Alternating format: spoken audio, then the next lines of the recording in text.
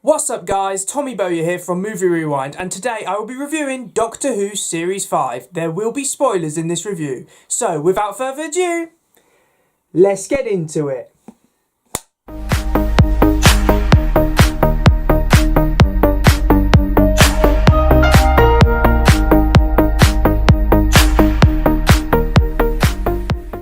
Doctor Who Series 5 stars Matt Smith as the 11th incarnation of the Doctor and Karen Gillan as his companion Amy Pond. It aired from the 3rd of April 2010 and concluded after 13 episodes on the 26th of June 2010. This is the first series since the revival to not have Russell T Davies in the role of showrunner. He passed over the reins to Steven Moffat. Moffat was a familiar name amongst Doctor Who fans. He was one of the more experienced writers in Russell T Davies' team, and some of the episodes he wrote during that era will go down in history as some of Doctor Who's best. Think of Blink in Series 3, for example. So you would think under Moffat the BBC would have full confidence that Doctor Who could continue to be a success.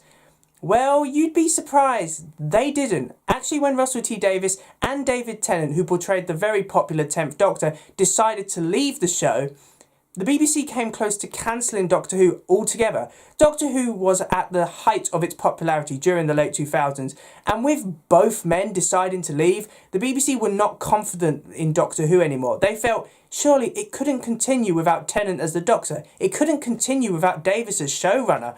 So Moffat clearly had the stakes against him. But you know what? I think Steven Moffat is someone who likes it when he's against the odds. He likes being the underdog. So I always look at Series 5 as an underdog series. Moffat had to prove that Doctor Who could be successful under a new team. What was the first decision he made? He cast Matt Smith as the Doctor, the youngest actor to ever take on the role. And let's face it, Matt Smith, I remember when he was cast as the Doctor, there was a lot of criticism about him. So it's fair to say that Series 5 was an underdog series. And you know what? They pulled it off. Series 5 is a beautiful and charming series. It's not my favourite by any means, but it is definitely one of the most cared for. You feel like every scene in this series had so much time and effort put into it. Moffat blew it out of the park with this series and made a very, very special one. I think Series 5 can be summed up in a quote by Steven Moffat where he says that media enjoyed by children is usually very popular amongst adults. And I think that's fair to say what Series 5 takes as inspiration from. Series 5 is a fairy tale. They regenerate the show and do something distinctive, something different which we hadn't seen before, and I think that's what they needed to do in order for Doctor Who to survive as a series. What Series 5 offers is a different TARDIS, different title sequences, everything is different, and yet something feels very familiar. They kept the 13 episode format, they kept a story arc, they kept some of the more experienced writers on, so they didn't alienate fans which obviously had grown up with Eccleston or Tennant or even before that, and I think that was a wise idea. Series 5 offers us something different, but there are still clear traditions so as to not alienate older fans, so I think that was the right way to go. Speaking of regeneration, Matt Smith as the 11th Doctor. Now, I am a Tennant fanboy. David Tennant was my Doctor. I was very nervous about another actor taking on the role. But Matt Smith, he knocks it out the park. From the first episode, you can tell that Matt Smith is worthy of taking on the role of the Doctor. The 11th Doctor is fun. He's got so much energy. He's always likeable. He's always smiling, and that's great. But also, you can tell this incarnation of the Doctor is a very layered character. He keeps things from his companions. He doesn't always tell everyone what he's thinking or what the plan is. He's always trying to outmaneuver his enemies, and you can never tell what he's thinking. You don't know if he is actually laid back or if he does stress about things. So I think that's great because you never really know what this incarnation of the Doctor is going to do next. And I think with the 11th Doctor, this is the closest they've got to showing that he's an old man trapped inside a young man's body. Because I don't know, it's something about Matt Smith. He can just kind of make himself look a lot older than he is in terms of his personality. Just how he delivers lines shows that he's not young at heart. He's an old man and he just looks young. So I think they really did do a good job with the 11th Doctor. His companion, Amy Pond, portrayed by the wonderful Karen Gillan, one of my personal favourite companions. Amy is so much fun. You follow her throughout this series. You see her develop. You really do get the sense that Amy is a character who just doesn't want to grow up. She wants to live in the moment. She doesn't want to look ahead to the future. She doesn't want to go back to the past. She just wants to live in the moment. And that's why she goes off with the 11th Doctor, because she just wants to have some fun. And it's great. There's so many scenes between the two of them in the TARDIS or when they're out and about where it's just brings a smile to your face because they get on so well. I really do think the relationship between the 11th Doctor and Amy Pond is like a brother and sister relationship, and it really does work. The series story arc is probably one of the most laid out since series 1. They tease it in every single episode, the idea of these cracks appearing in the universe and what is the Pandorica and what are all the villains concerned about. It really is teased well. This is one of those series where you have to watch every single episode in order to understand the finale. And that's great. There's no just kind of filler episodes where you get in other series. Every episode feels like it has a purpose, and I really enjoy it. Speaking of the episodes, let's get into talking about each episode individually to see just what I liked about each episode. The 11th Hour. Now this episode tells you from the off that the show has experienced a regeneration, but it still captures the magic of Doctor Who perfectly. Matt Smith kills it throughout this episode. He convinces you that he is the right choice for the 11th Doctor. Love scenes like the kitchen scene where we start to understand who the 11th Doctor is, some of the humour which is going to be used. I'd say the 11th Hour is a very witty script. Steven Moffat uses a lot of jokes in order to try and understand the characters more. A lot of the interactions between characters in the 11th Hour work. You start to understand how these character relationships are going to be formed.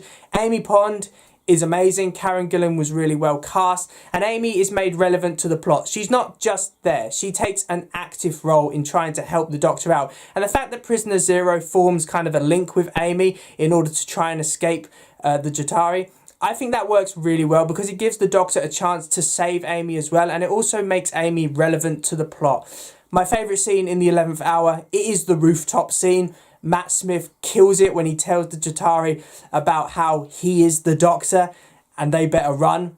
That is such a great scene. I think that is when it was like, yep, the 11th Doctor is great.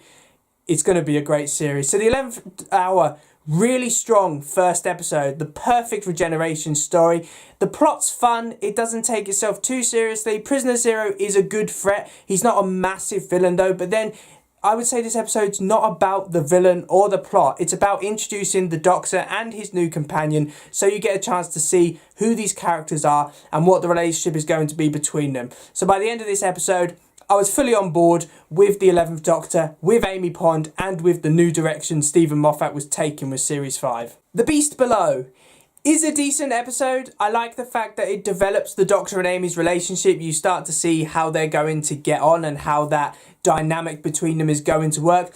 Like that it kind of lets Amy go off and do her own thing, because it shows that Amy's an independent character, that she can do some detective work and try and figure out what the problem is and what the mystery is surrounding this ship. Like the fact that it's Great Britain on a spaceship. I don't know why, but that just seems something, just novelty British thing which only Doctor Who could make believable, so I think that works really well. In terms of the plot itself, it's a decent commentary on how people would rather live in blissful ignorance rather than accept that maybe, just maybe, how things work are because of dark things. They prefer to just kind of ignore it and just say, well, you know what, it's working, let's just forget about it and carry on. So I think that's a good commentary on that. It develops tension between the Doctor and Amy as well. I mean, it's only the second episode and the Doctor's already reprimanding Amy for doing something wrong, because she just kind of doesn't want to just murder the star whales. You know, she wants to kind of try and find a solution, and the Doctor's like, no, you crossed the line, you don't decide whether the star whale could live or die, you don't have that right. When this is over, you're going home. And I like the fact that Amy proves herself by releasing the star whale and showing it's just an old creature. It doesn't have anyone else, it just wants to be useful, it wants to help others. So that's when the Doctor's like, you know what, Amy, you were kind of right. So I like that it shows that there's going to be tension between these two. They're not going to always see eye to eye. But even so, the Doctor clearly respects Amy, and Amy proves herself in this episode. Victory of the Daleks, the worst episode of Series 5, and also the first bad Dalek story I'd ever seen. Now, this episode just feels like exposition to try and explain how the Daleks survived the series 4 finale. Now, we all knew they were going to, you know, it's Doctor Who, they're not going to kill off the Daleks. But this episode just feels like showing, oh yeah, this is how the Daleks survived, so we'll see them again soon. And I hate it. It just feels like mindless filler, to tell you the truth. Ian McNee gives a decent performance as Winston Churchill, and the 1940s setting I kind of enjoy. It's interesting how they're using the Daleks in order to try and win the war because things are at their lowest by that point. But it's just not done in a very interesting way. Probably the best scene in this episode is when the Doctor is almost insulted that the Daleks seem to have forgotten who he is. And I like that they have to get like a testimony from the Doctor in order to revive the Daleks because, you know, the Doctor's the Daleks' greatest enemy and he would recognise who the Daleks are. The new Dalek designs, I'm in a minority. I think they look all right. I like the fact that they gave the Daleks an upgrade, but they don't do anything. They kind of just stand there, try and kill the Doctor, fail, and then leave. And that's about it. Very pointless episode. Not a fan of Victory of the Daleks.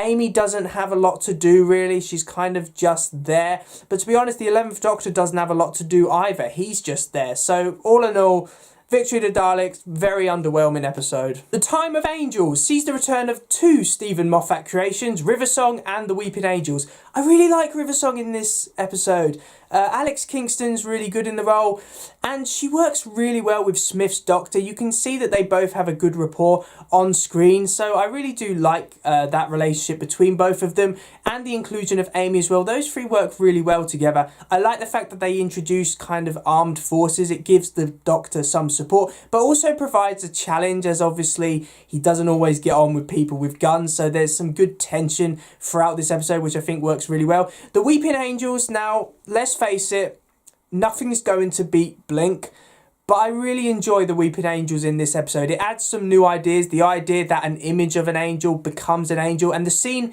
in which the Weeping Angels come in through the TV and Amy's trapped and the Doctor's trying to get in. That's a really tense scene. I mean, I've seen this episode hundreds of times and I'm still on the edge of my seat. So that's done really well. They really do provide tension in that scene. And this episode, it's just full of great scenes. I love the scene where the Doctor finally realises that all the statues are angels and he turns out the light and then you can see that the angels have turned. That's great. It creates a kind of spooky, scary atmosphere which only the Weeping Angels would work. Plus, cliffhanger of this episode, phenomenal. When the Doctor's just like, you trust me, don't you? Everyone's like, yeah, kind of. And then he just shoots the only light source they have.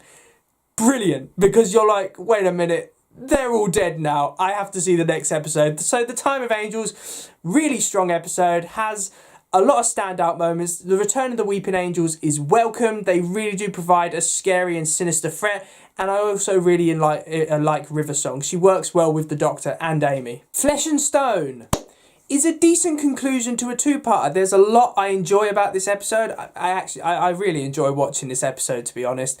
I love the fact that Amy is ill throughout this episode. The idea that she has been infected with the image of an angel and that's slowly killing her. That's great. It adds an additional layer of tension to the episode, especially as Amy's counting down, because that gets you on the edge of your seat, because obviously you don't want Amy to die and you're trying to figure out how the Doctor's going to be able to solve this problem. And then all of a sudden, one of the cracks in time appear, which is great. I've never really seen a series story arc kind of interfere with specific episodes before, but I really enjoyed the idea that the crack is added into this as well, because not only does the Doctor have Amy to deal with, not only does the Doctor have the Weeping Angels to deal with, he also has the crack in time to deal with as well. I love that it adds more expedition to the cracks in time. The idea as people go near it, they disappear. They're erased from time and space altogether. So I really do like that aspect of it. It adds some much needed expedition to the story, to the series story arc. My one problem with this episode, and it actually comes in a really tense scene, it's when Amy's trying to escape the Weeping Angels. She's had to close her eyes in order to not die, but she has to kind of walk past the Weeping Angels and pretend that she can see them, is that we see the Weeping Angels move. Now, it's a really tense scene, but I don't know what I feel about seeing the Weeping Angels move on screen. The scary thing about the Weeping Angels is that they don't exist when they're being observed. And I don't know why, but I always considered you don't see them move as viewers either. That's what made Blink so wonderful, because you never saw these creatures move. Only when it was too late. In this episode, you see them move specifically, and I'm not a fan of it. I think it makes the Weeping Angels underwhelming, so I don't like that idea. Saying that though, I love the idea how they deal with the angels communicating with the Doctor, because obviously giving the Weeping Angels a distinctive voice I don't think would have worked, but the fact that they kind of play around with it and kind of say that the Weeping Angels are communicating through this soldier called Bob who they murdered. And I think that's good, because it gives the Weeping Angels a voice to communicate with the Doctor, but it doesn't take away from the mysterious nature of the Weeping Angels. I think the episode's conclusions handled well. The idea that they used the crack in time to kind of throw the Weeping Angels into, and that temporarily closes the crack, I think that works well. It didn't feel like a cop-out. It felt like the natural way for it to go. Of course, the ending of this episode, we discover that Amy is due to get married to Rory, who was introduced in the 11th hour, in the morning. But Amy is unsure about that, which is why she ran away with the Doctor. And then she decides she wants to have sex with the Doctor, because I think she's had a crush on the Doctor for some time. And I love the way this is handled, because let's face it, the 10th Doctor would probably encourage it. He likes a good flirt, but the 11th Doctor's like, no, I am not interested in this whatsoever.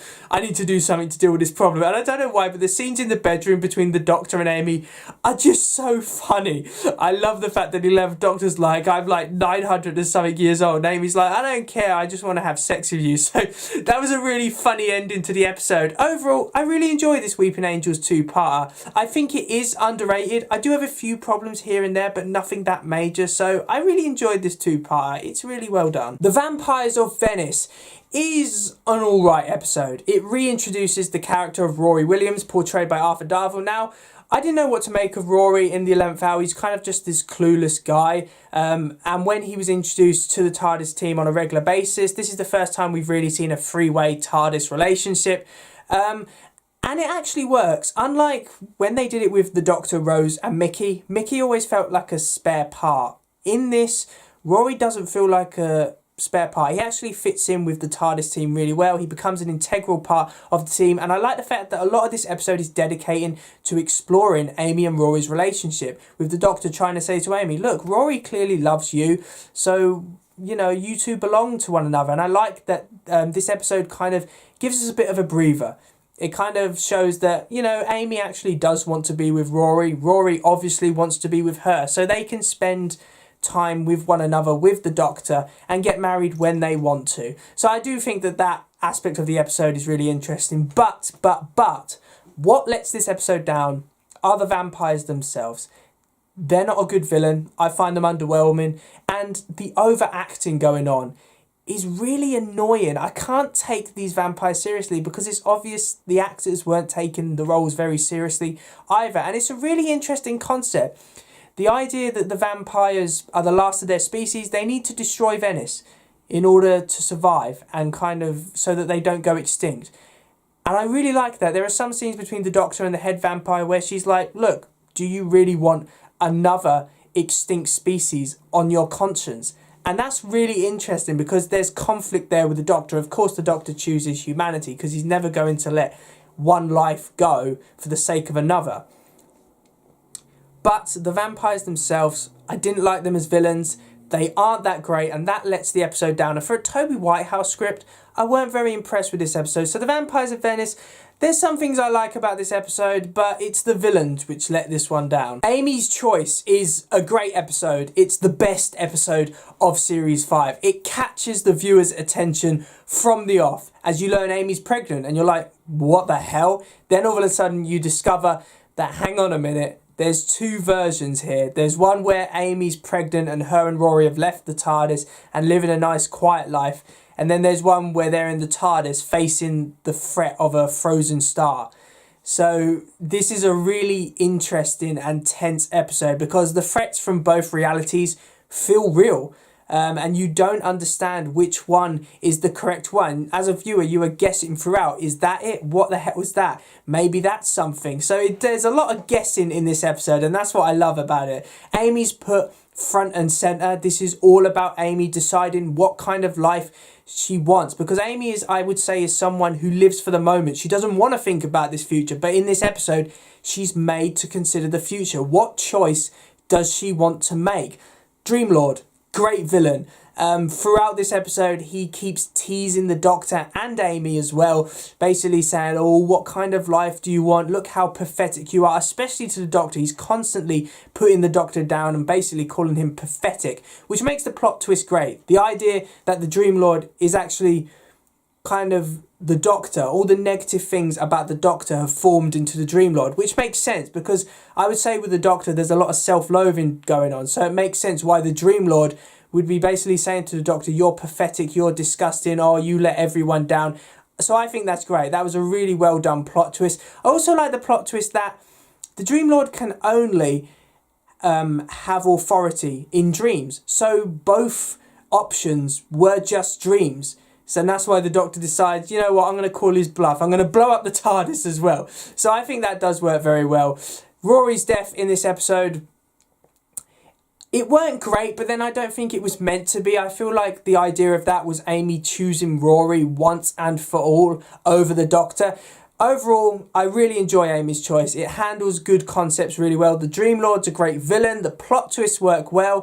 Plus, I think that this really does consolidate the new TARDIS team. You start to understand how all these characters work, how they interact with each other, and how this relationship's going to work going forward. So I'm a fan of Amy's choice. It's the best episode of Series 5, and it's definitely 10 out of 10. The Hungry Earth is an episode I have mixed feelings about, because there are some things in The Hungry Earth I really enjoy. I love the clever reference where they see Amy and Rory in the distance, obviously from the future, because that will come into play later.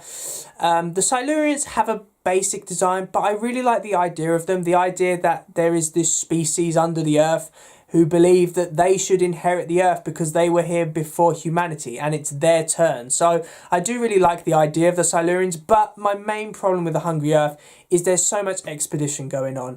This is just a lot of talking in order to set up stuff. Now, obviously, this is a two-parter, but the first part of this two-part is just so much expedition that I struggle to remain interested. Some of it comes across as quite boring. It starts to pick up near the end of the episode, and I like the fact that the cliffhanger is the Doctor realising how many Silurians are living under the Earth. So I do like that scene, but apart from that, this episode just feels like a lot of setup, and it's not even handled in a really fun way. Cold Blood is heads and shoulders above The Hungry Earth because it's not just expedition. They actually handle the episode really well.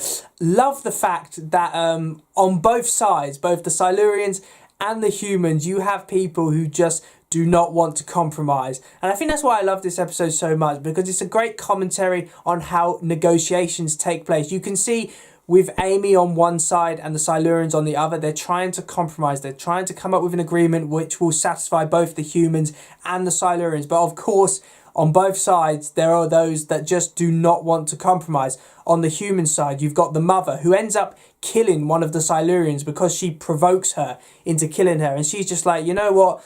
We don't have to share the Earth with the Silurians. We don't want to. They're not coming above ground. On the Silurian side, you've got Restak, which is the best Silurian because you really do understand. She's a military woman. You know exactly what her motives are. And she decides, no, we're not compromising anymore. We are the rightful inheritors of the Earth. We will not let humanity do this to us anymore. So I think this episode is a great commentary on negotiations, the idea that you have to accept compromise, but compromise can be hard to achieve, especially when there are figures on both sides who will never compromise. So I really do enjoy Cold Blood. I think it handles all of the commentary about the Silurians, humans, and who has the right to the Earth really well.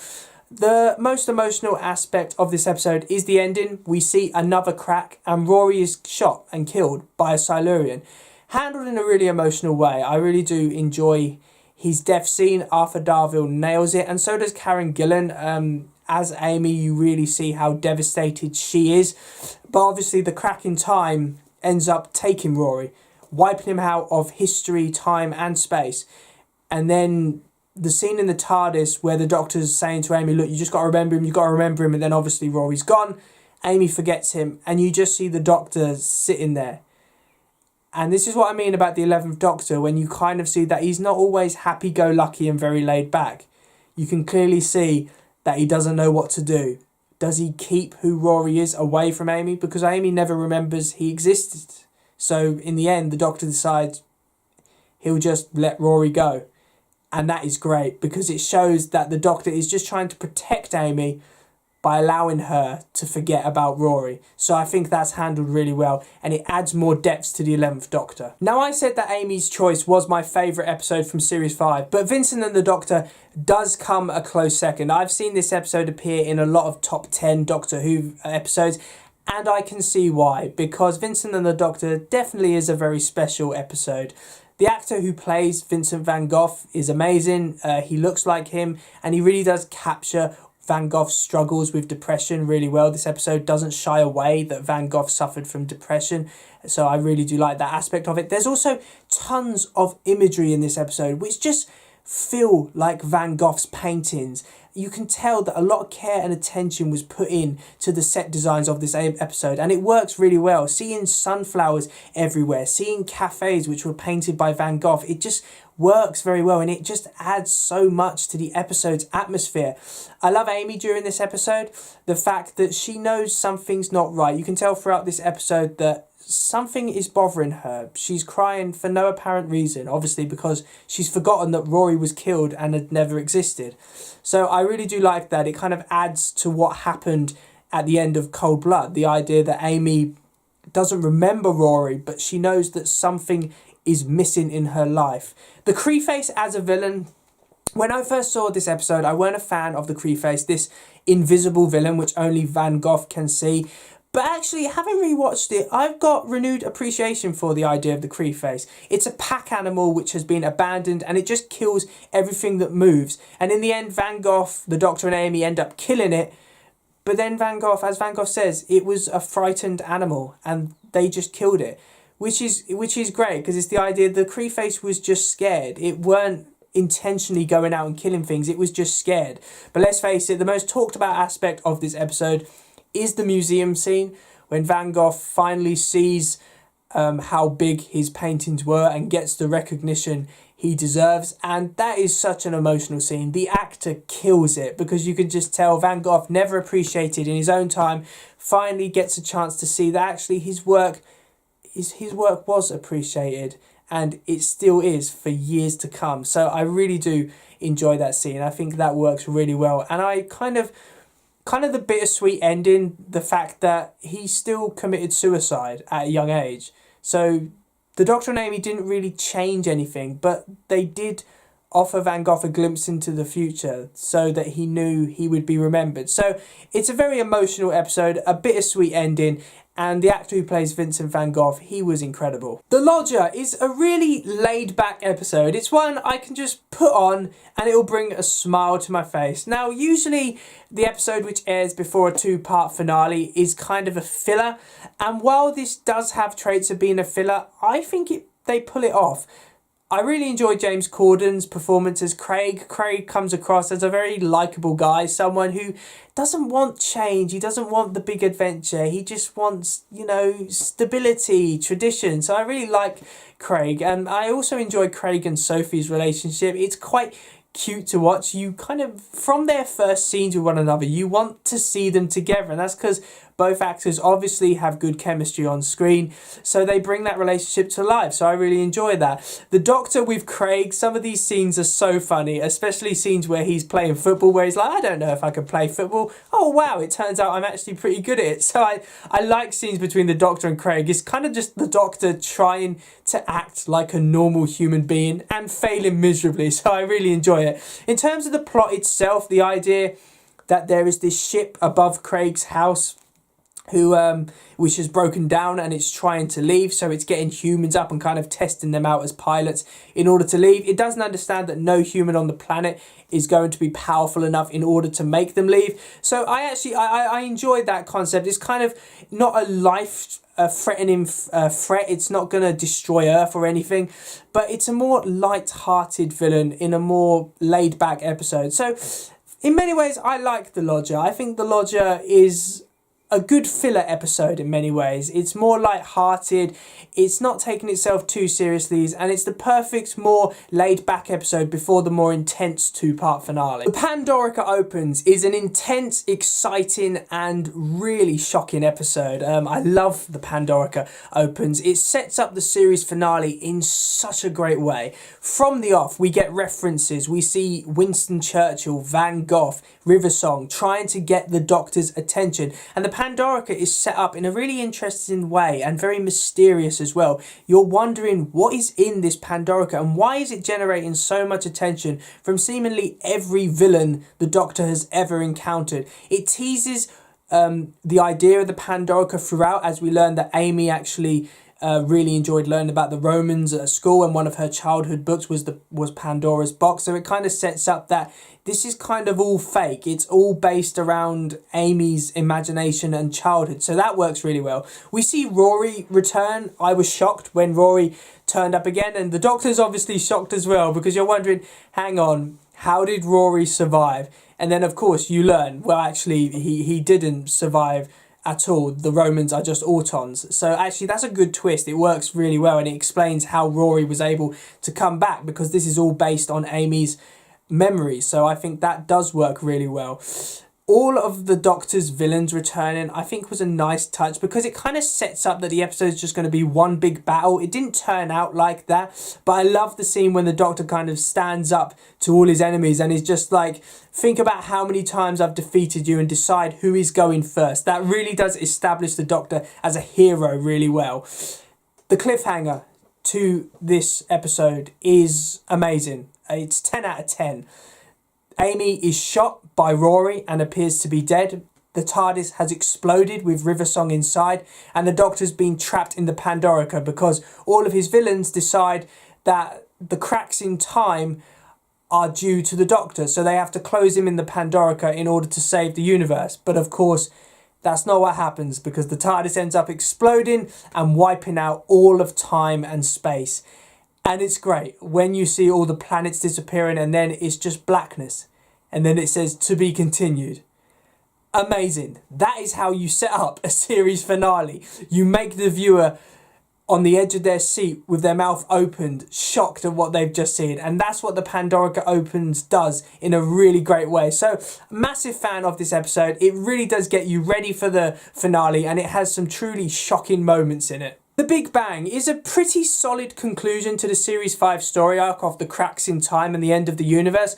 Honestly, I think Moffat handled it in a pretty decent way, so it doesn't have too many plot holes in it. There's a couple, but nothing that major really. I love the fact that the episode starts off with Amy Pond as a child. It feels like the series has gone full circle in that regard. How Amy is saved doesn't feel like a cop-out. Obviously, she was shot by Rory, but the Doctor's jumping backwards and forwards in time makes the plot progress in a good way, so that Amy is able to be stored in the Pandorica and protected by Rory for over 2,000 years, which really does add character to Rory, because it shows how loyal and committed he is to Amy, the love of his life. So I really do think this episode does good with Rory's commitment to Amy. The inclusion of River Song as well, it creates a really strong dynamic for a four-way TARDIS team that I really enjoy. How this episode kind of deals with the end of the universe and the TARDIS exploding is handled in a decent way. The idea that the Pandorica still contains light from the old universe, so they have to throw the Pandorica with the Doctor into the TARDIS, which then reboots the universe, doesn't come across as that far-fetched. I can see what they were doing. So, you know what, I'm going to say it. I'm impressed with this series finale. It kind of rounded things off in a decent way. However, there are a couple of things I don't like. Firstly, I don't like the inclusion of the stone Dalek. I feel like it is purely just there to provide some action to the episode. And if you ask me, it's not really needed. Like, you didn't need it there. If you took it out, then I don't think you would have a worse off episode. So it was just kind of one of those things to add some unnecessary action to the series finale. So yeah, I'm not a fan of the Stone Dalek. Plus, the Doctor is brought back in a cheery way with Amy saying, "I believe in you, Doctor," and then the Doctor's TARDIS comes back.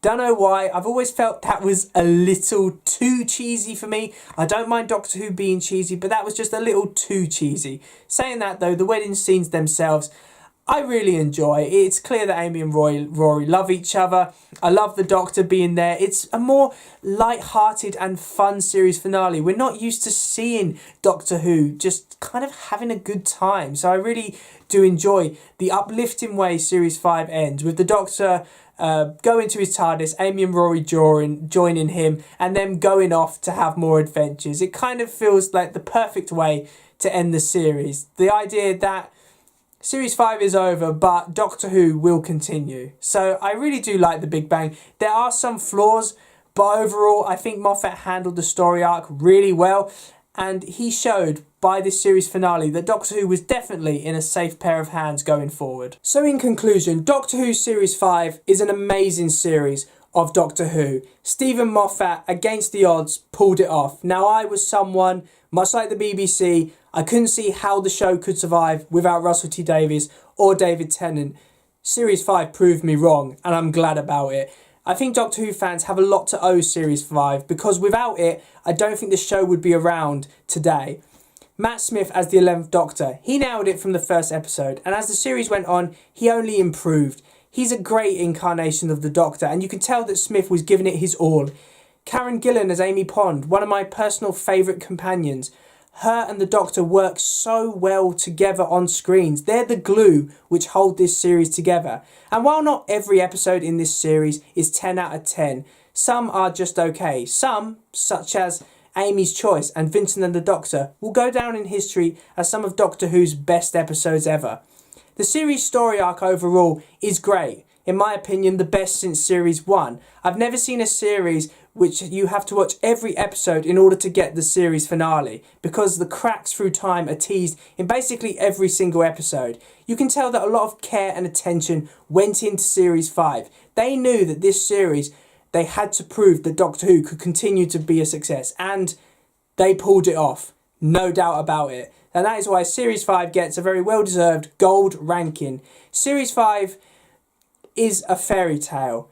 It takes sci-fi and fantasy and makes something truly magical, and for that, we should all be very grateful. So thanks for watching, guys. I really do hope that you enjoyed my Doctor Who Series 5 review. Please remember to like, comment and subscribe in order to receive great and maybe even improved quality content in the future. I will see you in another one.